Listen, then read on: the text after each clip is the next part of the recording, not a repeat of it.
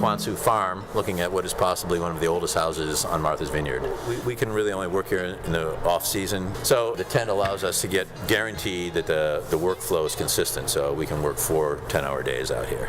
So when we first started talking about and first discovered that this was 3 houses under one roof, they said, would you be willing to do an assessment? Which is, we come out and draw the house, create an as-built set of drawings, and really start to break down the different components so that we could then strip this away and strip the back piece away and see what the original structure looked like. And at that point we decided to create a rendering of what it might have looked like in 1690 or 1700 when this house was here. Now, I've been doing this for a long time. I'm in like my 38th year of just doing historic restoration.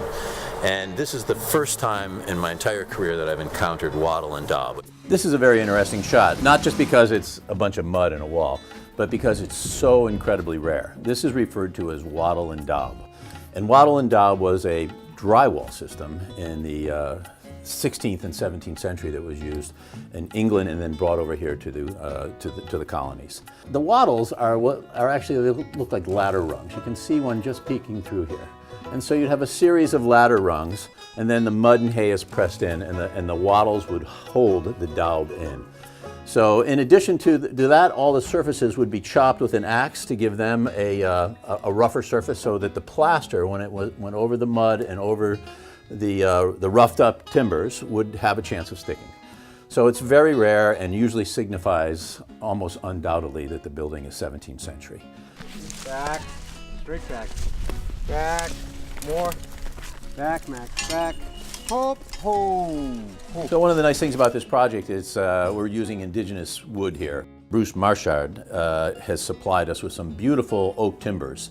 And those timbers were browed out of the woods using horses. So it was a really nice combination of not using any machinery and taking advantage of some of the natural resources that are on the island here. So a lot of the joists in this entire house were sourced on the island. The house was built on the ground, the whole thing. So here you can see, we call them marriage marks. See, so you got 10 and 10, 9 and 9. They would make them on the ground, and then once they start raising it, it's kind of like a, like an IKEA kit or something. You just plug, 10. I know to plug it in. So that's basically their system. Here, this is what we did. So this whole thing was rotten. So you can see we came in, made a half lap, bolted it through, and carried it all the way down to the other side. This whole thing was so rotten we couldn't jack it. So, and then here's our jack plate. And then we had jacks going down to the ground. So, yeah, we had no choice. This was our starting point. And so basically that's how we got this house lifted up from the start and then started doing the perimeter sills. So basically the interior stayed put because of the solid foundation. Everything else just sunk in. So that was our baseline as far as trying to establish the actual perimeter height. And that's what we kind of proposed to Sheriff's Meadow, and that's what they agreed to. So at some point they added this house to this house, and they pegged it right there. Yeah, you see these big giant pegs, so they just locked the 2 houses together.